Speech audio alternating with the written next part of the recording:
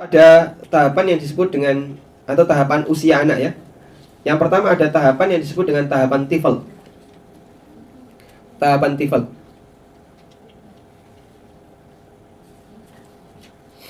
Anak yang dalam kondisi tifl itu pengertiannya adalah anak yang belum tamyiz dan belum paham aurat lawan jenis.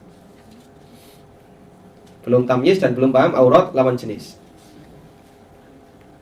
Allah mengatakan di, kalau nggak salah surat Al-Ahzab ya, awitif lilladzina lam yadharu ala auratin nisa. Di antara yang boleh kumpul bersama ibunya adalah tifl, anak-anak kecil yang dia itu belum paham aurat lawan jenis. Maka anak seperti ini nanti dia boleh misalnya masuk ke dalam ruangan orang tuanya tanpa harus izin. Tanpa harus izin, bludas-bludus silahkan. Kenapa? Karena dia tidak paham aurat lawan jenis. Kemudian tingkatan yang atasnya adalah gulam. Gulam adalah anak yang ketika syahwatnya sudah mulai muncul, namun masih jauh dari usia balik ya. Misalnya 8 tahun sampai 10 tahun untuk anak laki-laki. Dia sudah bisa kenal lawan jenis, kenal aurat lawan jenis, sehingga dia malu ketika kelihatan auratnya. Dia juga malu ketika melihat aurat orang lain ya. Maka kalau anak sudah punya kesadaran seperti ini, dia berada di tahapan gulam. Sehingga gulam itu anak mumayyiz ke atas, tapi belum balik. Nah, kalau anak sudah berusia gulam, maka dia tidak boleh ketika masuk kamar orang tuanya harus izin ya. Tidak boleh langsung masuk, tapi harus izin, karena dikhawatirkan nanti orang tuanya membuka aurat kemudian dia melihatnya. Baik. Karena itu kalau ada pertanyaan, Pak, sampai usia berapa saya boleh mandi bareng anak saya? Kalau mandi bareng suaminya nggak ada batas ya. Usia berapapun silahkan. Sampai usia berapa saya boleh mandi bareng anak saya? Ya, jawabannya hanya sampai di usia tifl. Ketika anak itu belum ngerti perbedaan aurat. Namun kalau Anda memberikan pelajaran yang lebih dini ya, dan biasanya anak sudah bisa menilai itu di usia 4 tahun ke atas, maka pisahkan mandinya antara laki dan perempuan di usia 4 tahun. Jangan sampai anak laki-laki lihat aurat anak perempuan di usia 4 tahun. Karena yang paling sensitif di bagian ini hadirin. Yang paling sensitif di bagian ini. Kemudian tingkatan yang lebih atas lagi yang disebut dengan tingkatan murahaqah. Murahaqah ini mendekati usia balik. Antara usia 10 sampai balik, sampai 15 tahun. Nah, murahaqah ini terkadang sudah punya rasa cinta kepada lawan jenis. Biasanya kalau sudah mulai SD kelas 4 atau kelas 5 ke atas ya Pak, mulai dipasang-pasangkan ya, ditulisi di buku ya, titik-titik dan titik-titik gitu. Gitu Pak ya. Padahal dia masih anak-anak. Sudah ada rasa cinta kepada lawan jenis, sudah mencintai kawannya ya. Kadang dia bahkan sudah bisa berpacaran ya, andaikan dibiarkan. Nah, itu usia murahaqah, meskipun dia belum balik. Karena itu hadirin bukan Allah Subhanahu wa taala. Allah Subhanahu wa taala berikan kepada manusia syahwat sebelum dia balik. Cuman syahwat itu berfungsi setelah balik. Syahwatnya sudah ada sebelum balik, tapi ini bisa menghasilkan keturunan setelah balik.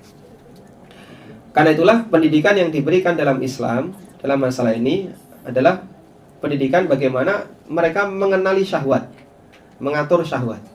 Maka di situ dibagi menjadi 3, ada tifl, ada gulam, dan ada murahaqah. Kita berikan sikap yang berbeda bagi masing-masing. Nah, kalau sudah balik ke atas, ya statusnya bukan anak lagi.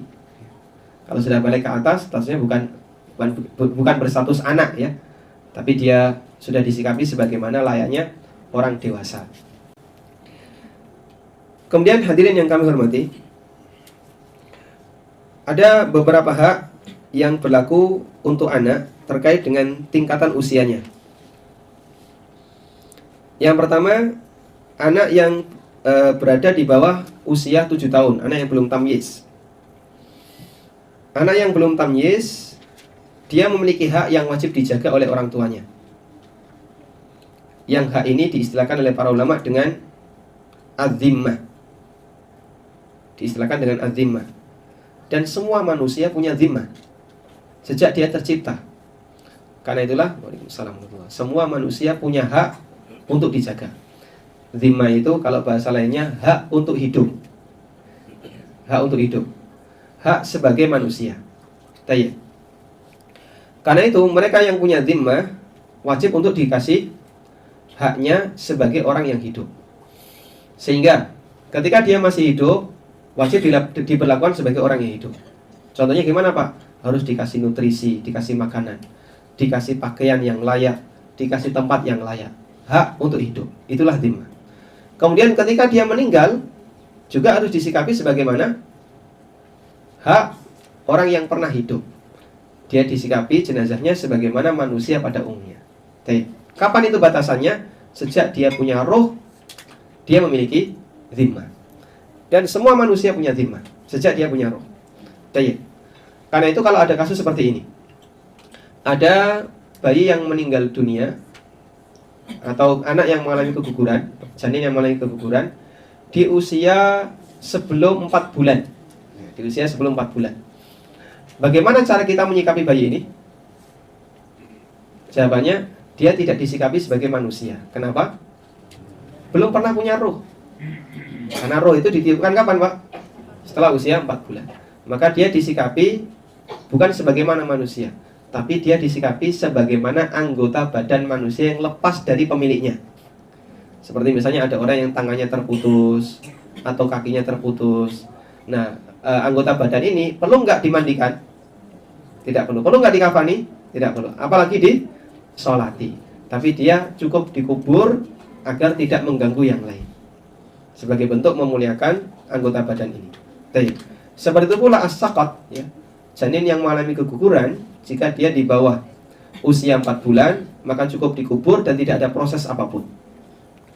Berbeda dengan janin yang mengalami keguguran di atas 4 bulan. Meskipun kita tidak tahu apakah dia tadi sudah dapat roh atau tidak, ya, karena roh tidak bisa diterawang, ya. Juga tidak bisa pakai detektor. Maka nanti dia disikapi sebagaimana manusia. Dia dimandikan, dikafani, dan bayi boleh disolati, boleh tidak disolati, kemudian dimakamkan sebagaimana layaknya pemakaman manusia. Baik. Cuma di sini ada sedikit catatan, ya. Bedakan antara hukum bagi ibunya dan hukum bagi anaknya. Ini ilmu titan lagi, ya. Jadi untuk ibu yang mengalami keguguran, kapan terhitung sebagai nifas dan kapan tidak terhitung nifas, itu ternyata acuannya beda dengan kapan bayi keguguran itu disikapi sebagai manusia dan tidak disikapi sebagai manusia. Untuk hukum yang berlaku bagi ibunya, kapan terhitung sebagai nifas? Jawabannya adalah jika keguguran atau janin yang mengalami keguguran itu sudah berbentuk manusia, maka dia dihukumi sebagai nifas. Wanita yang mengalami keguguran dan janinnya sudah berbentuk manusia, maka dihukumi sebagai nifas. Dan dalam mazhab Hambali, batasannya itu di usia 80 hari ke atas. 80 hari ke atas. Proses menuju 120 hari. Proses menuju 4 bulan. Kalau dia meninggal di rentang itu 80 sampai 120, maka nanti perlu konsultasi dokter, kira-kira janin ini sudah berbentuk manusia atau belum. Karena beda-beda antara satu wanita dengan wanita yang lain. Jika dia belum berbentuk manusia, cuman bulatan saja, ya, atau berbentuk yang lain, tidak ada fisik manusia, maka darah yang keluar tidak dinilai sebagai darah nifas, sehingga dia tetap wajib sholat sebagaimana wanita suci. Tapi kalau kemudian sudah berbentuk manusia, meskipun belum berusia 4 bulan 120 hari, tapi sudah berbentuk manusia, kita melihat itu manusia, maka nanti ibunya menjalani masa nifas. Darah yang keluar dihitung sebagai darah nifas. Nah, wallahu a'lam. Kemudian hak anak setelah di usia tamyiz. Hak anak setelah di usia tamyiz, dia memiliki hak yang diistilahkan oleh para ulama dengan ahliyatul ada naqisah. Ahliyatul ada naqisah. Kelayakan untuk menjalankan tugas namun belum sempurna. Kelayakan untuk menjalankan tugas namun belum sempurna. Makanya anak ini sudah boleh untuk diperintahkan menjalankan sholat. Sudah boleh untuk diperintahkan menjalankan sholat. Kenapa? Karena sholatnya sudah sah. Karena itulah Nabi SAW perintahkan kepada orang tua, muru auladakum bis salati wa huwa ibnu sab'in. Perintahkanlah anakmu untuk sholat ketika di usia 7 tahun. Kenapa 7 tahun, Pak? Karena itu umumnya batas usia apa? Tamyiz. Sehingga kalau ada anak yang usia 7 tahun nggak mau sholat, anaknya dosa nggak? Anaknya berdosa tidak? Tidak berdosa. Tapi orang tuanya jika tidak memerintahkan berdosa. Sing dosa sinten? Orang tuanya. Jadi nek orang tuanya tidak memerintahkan anaknya yang sudah 7 tahun sehingga anaknya menyepelekan sholat, maka orang tuanya berdosa. Kenapa? Karena dia melanggar hadis Nabi SAW yang memerintahkan kepada orang tua untuk menyuruh anaknya sholat ketika di usia 7 tahun. Dan itu batas usia apa? Tamyiz. Batas usia tamyiz. Yang disebut dengan ahliyah apa tadi? Ahliyatul ada naqisah. Baik. Kemudian untuk hak dalam ibadah ya. Kemudian untuk hak dalam muamalah. Anak yang sudah tamyiz dan belum balik dalam bermuamalah hanya boleh yang menguntungkan saja. Tapi yang di situ ada dua peluang, bisa menguntungkan, bisa merugikan, maka anak ini tidak diizinkan untuk bermuamalah. Baik, saya ulangi ya. Anak yang sudah tamyiz dalam bermuamalah hanya boleh yang menguntungkan dirinya saja. Contohnya gimana, Pak? Dikasih hadiah atau dikasih pemberian orang lain. Ini bermuamalah tidak? Bermuamalah. Tapi ini murni menguntungkan dirinya. Karena dia nggak perlu bayar dan bahkan dia dikasih. Baik. Untuk jenis yang pertama ini, yang murni menguntungkan dirinya, si anak tidak perlu izin orang tuanya. Dipahami misalnya? Tapi untuk muamalah yang di situ ada dua kemungkinan, bisa untung, bisa rugi. Contohnya apa, Pak? Jual beli, sewa menyewa, apalagi? Misalnya utang piutang dan seterusnya. Ada untung, ada ruginya. Maka yang seperti ini wajib izin kepada orang tuanya. Kenapa? Dia belum rasyid. Sehingga kalau ada anak usia 7 tahun, usia 8 tahun dan seterusnya, ketika dia mau transaksi jual beli harus atas pengawasan wali. Dan itu pun syaratnya nilainya hanya boleh yang kecil. Kalau nilainya besar nggak boleh. Maka misalnya anak kelas 3 SD jual beli mobil atau jual beli tanah, ya itu nggak boleh. Belum waktunya. Kalau nominal sudah bos. Gimana? Besar kecil itu nominalnya berbeda-beda tergantung wilayah ya. Kalau di Jogja 5.000 itu besar. Kalau di Qatar 5.000 1,5 real ya. Baik.